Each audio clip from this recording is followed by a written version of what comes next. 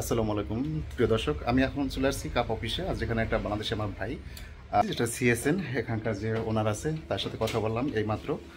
যে আপনারা দর্শক অনেকে কিন্তু আমাকে অনেক ধরনের প্রশ্ন করে থাকেন ইদানিং যে ইতালি যে নুলাস্তার ব্যাপারে, সেটা নিয়ে আমি সরাসরি চলে আসছি এই অফিসে। এটা হচ্ছে সিএসএন যে অফিসটা, কাপ অফিস, এটা হচ্ছে বিয়ারে যেতে। আর সেখানে কিন্তু আমি চলে আসছি, কথা বললাম এখানকার যে যে প্রসেসিংগুলো করে, বিশেষ করে যে ভিসার ব্যাপারে যে প্রসেসিংগুলো করে থাকে উনি, এবছর অনেকগুলো কাগজ ওনার মাধ্যমে জমা হয়েছে।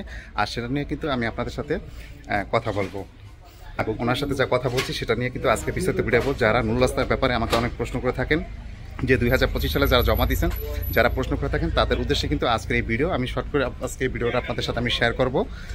দর্শক, কথা বলছিলাম তুষার ভাইয়ের সাথে, উনি হইতেছে এই কাপ অফিসের ওনার, যার সাথে আমার কথা হয়েছিল। সে আমাকে বলল যে ব্যাপারগুলো, সেটা নিয়ে কিন্তু আজকে বিস্তারিত আলোচনা করব। বিশেষ করে যারা ইতালিতে কাগজ জমা দিচ্ছেন স্পন্সর বিষয়, ডোমেস্টিক বিষয়, তাদের এই ব্যাপারটা নিয়ে আজকে আলোচনা করব। এবং ওনার সাথে যে কথাগুলো আমার হইলো সেটা নিয়ে আজকে আলোচনা করব। একটা কথা হইলো কি, যে আসলে বাংলাদেশিরা একসময় যে পরিমাণে নুরুল পাইছে গত বছর বা এর আগে, একটা না যে 4-5 বছর যে পরিমাণে নুরুল পাইছে, এই বছর যারা বিশেষ করে স্পন্সর বিষয় জমা দিচ্ছে কাগজ, যারা স্পন্সর বিষয় জমা দিচ্ছে অর্থাৎ বিভিন্ন মেল ফ্যাক্টরি, বড় বড় কারখানায়, তাদের নুরুল কিন্তু সব উঠে গেছে ইতিমধ্যেই। কিন্তু ডোমেস্টিক বিষয় যারা জমা দিচ্ছে তাদের নুরুল খুবই কম উঠছে।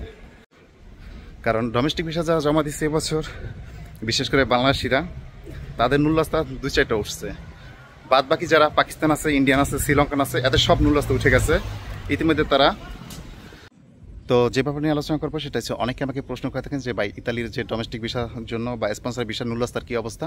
তো যে জিনিসটা আমি এই কাপ অফিসে ওনারের সাথে কথা বললাম, তো উনি বলল উনি ইতিমধ্যে কিন্তু অনেকগুলো কাগজ সাবমিট করছে 2025-এ।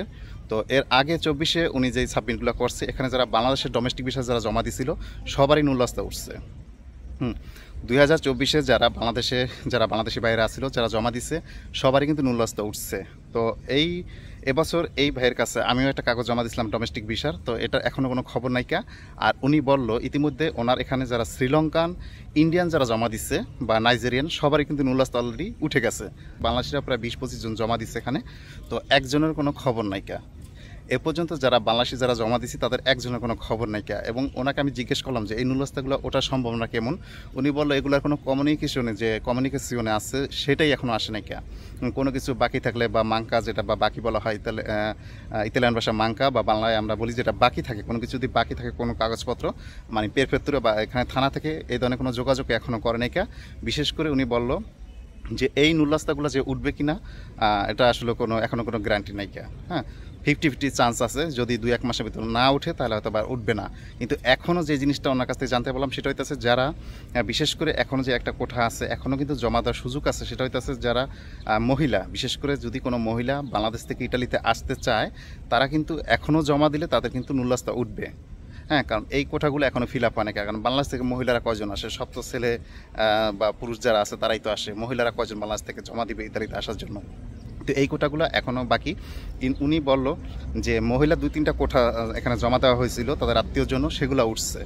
অথচ যারা পুরুষ বা যারা মেল ছেলে মানুষের জন্য যেগুলো জমা হয়েছে সেগুলো একটাও আসে নাকি, এগুলো কোনো কমিউনিকেশনে আসে নাকি। তো এগুলো আসলে উঠবে কিনা সেটাই সন্দেহ। তো এটা হচ্ছে কথা। এখন আপনারা যারা প্রশ্ন করেন যে ভাই নুরুল কবে উঠবে, নুরুল কিন্তু অলরেডি উঠে গেছে। যেগুলো স্পন্সর বিষয়, অর্থাৎ ডোমেস্টিক হতে স্পন্সর বিষয় একটা কোঠা, সেটা বাসাবাড়ির।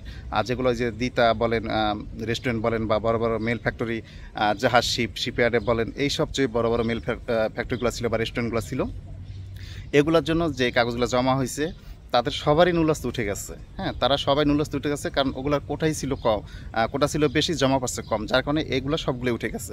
কিন্তু ডোমেস্টিক ভিসা এগুলার একটা মানে খুব কম উঠছে, কয়েকটা শহরে উঠছে। কিন্তু এই যে আমার যে শহর বিহারে যেতে, এখানে ডোমেস্টিক ভিসা উঠছে সেগুলো হইতেছে ইন্ডিয়ান, শ্রীলঙ্কান, নাইজেরিয়ান, এদেরটা উঠছে, কিন্তু বাংলাদেশিদেরটা উঠেই নাই। হ্যাঁ, এবং বাংলাদেশিদের যেটা মহিলা কোটা যেটা ছিল সেগুলোর 2-1টা উঠছে, এছাড়া উঠেই নাকি। এখন ওনাকে আমি জিজ্ঞেস করলাম যে এই যেগুলো জমা আছে এগুলো নুরুল থেকে ওঠার সম্ভাবনা কীরকম। উনি বললো ভাই, যেগুলো সম্ভাবনা মানে 50-50 চান্স, উঠতেও পারে না উঠতে পারে। তার মানে আমরা ধরে নিতে পারি যেগুলো ভাগ্য থাকলে উঠবো, হয়তো বা নালে না উঠতে পারে, কারণ এগুলোর কোনো প্রসেসিংই নেই। হ্যাঁ, যখন একটা কাগজ প্রসেসিংয়ে থাকে তখন কিন্তু ওই যে প্যাক থাকে, প্যাকের লাগে লেখা থাকে যেটা প্রসেসিংয়ে চলতেছে, এগুলো কোনো কিছু লেখাই নেই, মানে এই সবগুলো ধরেই নেই কা। এখন যেটা উনি বললো যে হয়তো বা উঠতে পারে, সেটা হচ্ছে যে পরবর্তী যে কোঠাগুলো আছে শ্রীলঙ্কান ইন্ডিয়ান এগুলো যে কোঠাগুলো আছে সেগুলো যদি ফিল আপ হয়ে যায়, তারপর যদি দু একটা কোঠা থাকে হয়তো বা এগুলো ধরে সিরিয়াল অনুযায়ী টাইম মেনটেন অনুযায়ী কার কয়টার সময় জমা পাচ্ছে সেক্ষেত্রে ও ব্যাপার উঠতে পারে। তো যদি আপনাদের ভাগ্য ভালো থাকে তাহলে যারা যারা এই মুহূর্তে এখনও নুলাস্তা পান নাইকা ডোমেস্টিক বিষয় যারা দিচ্ছেন তারা অপেক্ষা করেন। আর যারা স্পন্সর বিষয় দিচ্ছেন তাদেরটা তো উঠে যাওয়ার কথা তো দিনে, কারণ সবারই মোটামুটি উঠে গেছে, 90% উঠে গেছে।